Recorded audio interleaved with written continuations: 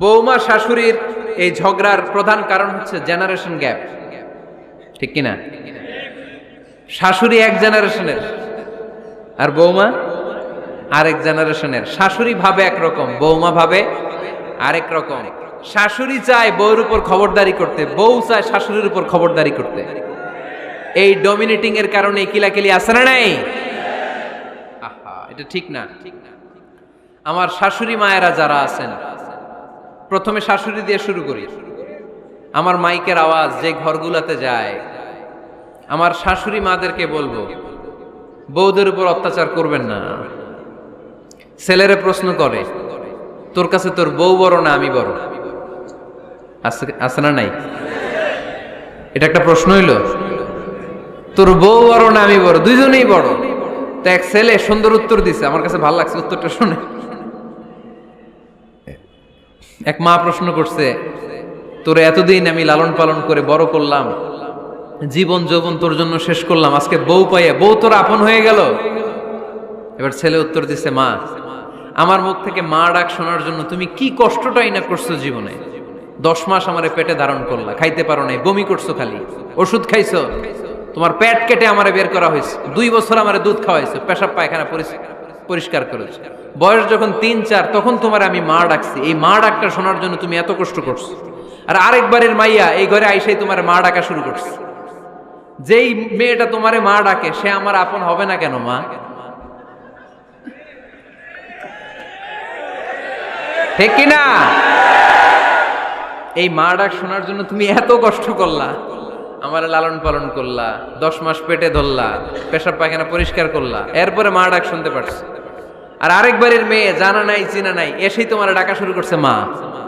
তো যে আমার মারে মা ডাকে তার স্থান তো আমার কলিজায়, ঠিক কিনা? শাশুড়ি আম্মারা যারা আছেন, প্লিজ বৌমাদেরকে কষ্ট দিয়েন না। অনেক শাশুড়ি আছে পান থেকে চুন খসলে রেগে যায়, পদে পদে স্ত্রীর ভুল ধরে, বউয়ের ভুল ধরে, আছে না নাই? এটা করবেন না। সে তো নতুন, আপনার অনেক এক্সপিরিয়েন্স হতে তার সময় লাগবে, তাকে সময় দিন, তাকে ভালোবাসুন, ঠিক কিনা? না বুঝে সামান্যতে বৌমারে বদদোয়া দেয়, এরকম আছে না নাই? কিন্তু বুঝতে চায় না, বৌমারে যদি বদদোয়া দেয় তাহলে তার নিজ ছেলের পরিবারের ক্ষতি, পেটে ধরা যে ছেলে, ছেলের পরিবারের কিন্তু ক্ষতি, তার আপন নাতি নাতনিদেরই ক্ষতি। আওয়াজ করে বলেন ঠিক কিনা? বৌমাকে বদদোয়া দিয়েন না। বৌমাকে নিজের মেয়ের মতো দেখবেন। সমাধান আমি দিচ্ছি। কেমন দেখতে হবে? নিজের মেয়ের মতো। নিজের মেয়ে সকালে ঘুম থেকে ওঠে 11টা, ওইটা সমস্যা নাই। বৌমা কেন উঠলো না, ওইখানেই ঝামেলা, আছে না নাই? মেহেরবানি করে আপনার বৌমাকে আপনার নিজের মেয়ের মতো দেখেন। নিজের মেয়েরে যেমনি আদর করেন তাকেও অমনি আদর করেন। আপনার বৌমারে যদি আপনি কষ্ট দেন, মনে রাখবেন আপনার নিজের মেয়েটাও আরেকবারের বউ হয়ে কয়েকদিন পরে যাবে। আপনি যা যা করবেন আপনার মেয়েকেও তারা ওই রকম কষ্ট দিয়ে বাড়িতে ফিরিয়ে দিবে। চিল্লায় বলেন ঠিক কিনা? খবরদার, টিট ফর ট্যাট। ইট্টি মারলে পাটকেলটি খেতে হয়। এজন্য শাশুড়ি আম্মা জানারা যারা আছেন, বৌমার সাথে খারাপ আচরণ করবেন না মেহেরবানি করে। তাকে আপনি কষ্ট দিলে আপনার নিজের মেয়েটাও আরেক বাড়ির বৌমা হবে, সেও ওই বাড়িতে এই কষ্টগুলো ভোগ করবে। এগুলো যখন আপনি শুনবেন তখন আপনার চোখ দিয়ে পানি পড়বে কি পড়বে না? পড়বে। এবার আসেন বৌমার কথা বলি। বৌমা যারা আছেন মেহেরবানি করে, বৌমা যারা আছেন মেহেরবানি করে আপনার শাশুড়ি আম্মাকে নিজের মায়ের জায়গায় রাখবেন। আপনার বাড়ি ছেড়ে নতুন বাড়িতে আসছেন, তো এটাই তো আপনার বাড়ি। আপনার মা রেখে দিয়ে নতুন মা পাইছেন, এটাই তো আপনার মা। তো ওনাকে মায়ের জায়গায় বসাতে আপনার সমস্যাটা কোথায়? বৌমারা খেয়াল রাখবেন, আপনি আপনার শাশুড়ির সাথে যে আচরণটা করতেছেন, আপনার শেষ বয়সে আপনার ছেলের বিয়ে দেওয়ার পরে যে বৌমাটা আসবে ওই আচরণই আপনাকে ফিরিয়ে দিবে। The nature has its own return. প্রকৃতির একটা মাইর আছে, এটা শেষ মাইর, এটা শেষ খেলা। প্রকৃতির খেলা বড় খেলা। আপনি আপনার শাশুড়ির সাথে যে আচরণ করবেন, আপনার শেষ বয়সে আপনি একদিন শাশুড়ি হবেন, এটা মাথায় রাখবেন। ওই আচরণই আপনি ফিরে পাবেন। আওয়াজ করে বলতে হবে ঠিক কিনা? এজন্য 9 নাম্বার পয়েন্টস হচ্ছে মিউচুয়াল রেসপেক্ট। সবাই যেন সবাইকে ভালোবাসি। দোষ ছাড়া মানুষ নাই। সবার দোষ আছে, আমরা যেন একে অন্যের দোষ না খুঁজি। বৌমারা, আপনাদের কেন যদি আমার মাইকের আওয়াজ যায়, অল্প কিছু টেকনিক অবলম্বন করলে আপনি আপনার শাশুড়ির মন জয় করতে পারবেন। শাশুড়িরা আসলে বেশি কিছু চায় না, আগের জামানার মানুষ তো, এদেরকে ওইভাবে হাত করতে হবে। মাঝে মাঝে একটু শাশুড়ির মাথায় তেল দিয়ে দেন, চুলে তেল দিয়ে দিবেন আর কি, মাঝে মাঝে চুল আশ্রয় দিবেন, এগুলো কিন্তু খুব পছন্দ করে শাশুড়িরা। ওনার প্রেশারটা একটু মেপে দিবেন, ডায়াবেটিক্সের ওষুধটা খাইলো কিনা সময় মতো খোঁজ নিবেন, কি পছন্দ করে খেতে একটু রান্না করে দিবেন। যেই বক্তার ওয়াজ শুনতে পছন্দ করে ওই বক্তার ওয়াজগুলো ডাউনলোড করে শাশুড়ি আম্মাকে দিবেন, ইসলামী বই দিবেন। দেখবেন বয়স্ক নারীরা মাহফিল যেতে খুব পছন্দ করে, ওয়াজ শুনতে খুব পছন্দ করে, নবীদের কাহিনীগুলো শুনতে পছন্দ করে। বসায় বসায় একটু কাহিনীগুলো শোনাবেন। বাইরে বেরোলে জিজ্ঞেস করেন, আম্মা আপনার কিছু লাগবে কিনা। আর একটা টিপস আছে, চুল যখন আশ্রাবেন আর শাশুড়ির মাথায় যখন তেল দিয়ে দিবেন, তখন অতীতের কথা জিজ্ঞেস করেন, দেখবেন অতীতের স্মৃতিতে হারিয়ে গিয়েছে আপনার শাশুড়ি। কি জিজ্ঞেস করবেন জানেন? জিজ্ঞেস করবেন, আম্মা জান, মুক্তিযুদ্ধের সময় আপনার বয়স কত ছিল?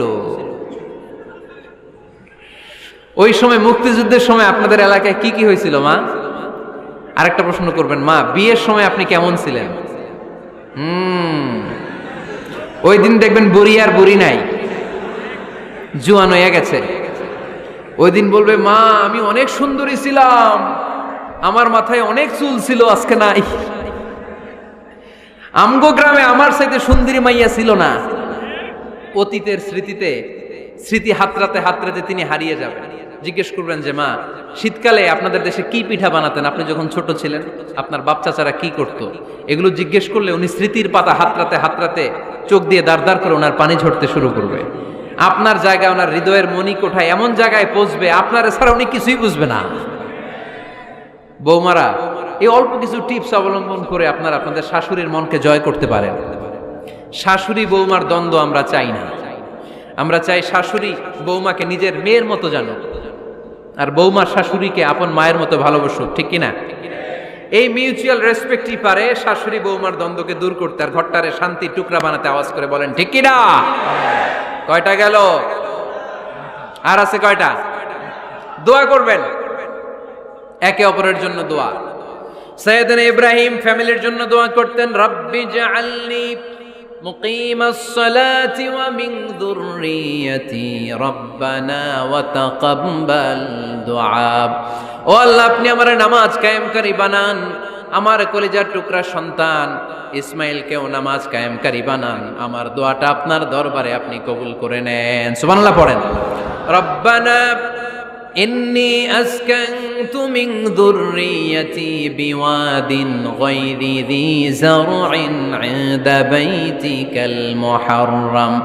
ও আল্লাহ, আমার সন্তান সন্ততি, আমার ফ্যামিলিকে ধুধু মরুপ্রান্তর এই উপত্যকার মধ্যে তোমার কাবা ঘরের সামনে রেখে গেলাম, তাদেরকে তুমি নামাজ কায়েমকারী বানিয়ে দিও। গোটা বিশ্বের সব মানুষের অন্তর আমার ফ্যামিলির দিকে আল্লাহ তুমি ঝুঁকিয়ে দিও। ওয়ারযুকহুম মিনাস সামারাত, ফলমূল দিয়ে আল্লাহ তুমি তাদেরকে রিজিকের ব্যবস্থা করে দিও। তার মানে সব নবীরা তাদের পরিবারের সদস্যদের জন্য দোয়া করতেন কি করতেন না? আবার কোরআন আমাদেরকে শিখালো, রব্বানা হাব লানা মিন আজওয়াজিনা ওয়া মিন যুররিয়াতিনা কুররাতা আ'য়ুন ওয়াজআলনা লিল মুত্তাকিনা ইমামা। ও আল্লাহ, এমন নেককার সন্তান, এমন নেককার স্ত্রী আপনি আমাকে দান করেন যাদের দিকে তাকালে আমার চোখ দুইটা ঠান্ডা হয়ে যায়। চক্ষু শীতলকারী স্ত্রী দেন। বিয়ে যাদের হয় নাই, ইয়াং ছেলেরা এই দোয়াটা করবা। বিয়ের জন্য দোয়ার দরকার আছে না নাই? প্রতিদিন এই দোয়া করবা, আল্লাহ এমন স্ত্রী দেন, এমন জীবন সঙ্গিনী আপনি আমাকে দেন, এমন লাইফ পার্টনার দেন যার দিকে তাকালে আমার চোখ জুড়িয়ে যায়। এমন সন্তান আল্লাহ আপনি আমার ফ্যামিলিতে দেন যাদের দিকে তাকালে আমার চোখ দুইটা ঠান্ডা হয়ে যায়। নেককার সন্তান, নেককার স্ত্রী আল্লাহর কাছে দোয়া করে চেয়ে নিতে হয়। তাহলে ফ্যামিলি মেম্বার একে অপরের জন্য দোয়ার দরকার আছে না নাই? বাবা দোয়া করবে ছেলের জন্য, ছেলে করবে বাবার জন্য, মা দোয়া করবে মেয়ের জন্য, মেয়ে করবে মায়ের জন্য, ভাই করবে বোনের জন্য, বোন করবে ভাইয়ের জন্য। দোয়ার দরকার আছে না নাই? দোয়া করবেন সবাই সবার জন্য। এই যে কোরআনের বঙ্গানুবাদ পাওয়া যায় না এখন, কথা বলেন। স্মার্টফোন আছে কার কার দেখি? হ্যাঁ, কারা কারা স্মার্ট দেখি? হাজার হাজার স্মার্ট, মাশাআল্লাহ। এই স্মার্টফোনের ভেতরে আল কোরআন নামে বাংলায় কোরআনের একটা অ্যাপস পাওয়া যায়। কথা বলেন, পাওয়া যায় কি যায় না? আজকে থেকে এই অ্যাপসটা ডাউনলোড করে প্রতিদিন 1 আয়াত 2 আয়াত 3 আয়াত করে পড়া শুরু করে দেন। বাঁচতে হলে পড়তে হবে, বাঁচতে হলে জানতে হবে, ঠিক কি না? এই স্লোগান আমাদেরকে শিখায়। এই স্লোগান তো আল্লাহ, এই স্লোগান দিয়েই তো আল্লাহ কোরআন শুরু করছে, ইকরা বিসমি রাব্বিকাল্লাযী খালাক। বাঁচতে হলে জানতে হবে, বাঁচতে হলে পড়তে হবে, পড়ার কোনো বিকল্প নাই। আওয়াজ করে বলেন ঠিক কি না? সুজানগরের রায়েরা, মোবাইলের অ্যাপসের ভিতরে আমরা কোরআন রাখতে রাজি আছি তো সবাই? হাদিসের অ্যাপস ডাউনলোড করতে রাজি আছি তো? বাস রাজি আছি, ডাউনলোড করে রাইখা দেবো, আর কেউ পড়বো না নাকি? হ্যাঁ, প্রতিদিন একটা আয়াত হলেও যেন আমরা পড়ি। আল্লাহ যা বলা দরকার সব বলে দিয়ে গেছে, নতুন করে আর কিছু বলবে না। আমরা যেন পড়াশোনা করি, আমরা যেন একটা পাঠাগার বানাই। আবারও কখনো আসার সুযোগ হইলে আমি জিজ্ঞেস করবো, যদি আমার মনে থাকে যে আপনাদের পাঠাগার আছে কার কার ঘরে, সেদিন সবার হাত তুলতে হবে। এমনি পারা যাবে তো? আল্লাহ তুমি তৌফিক দাও।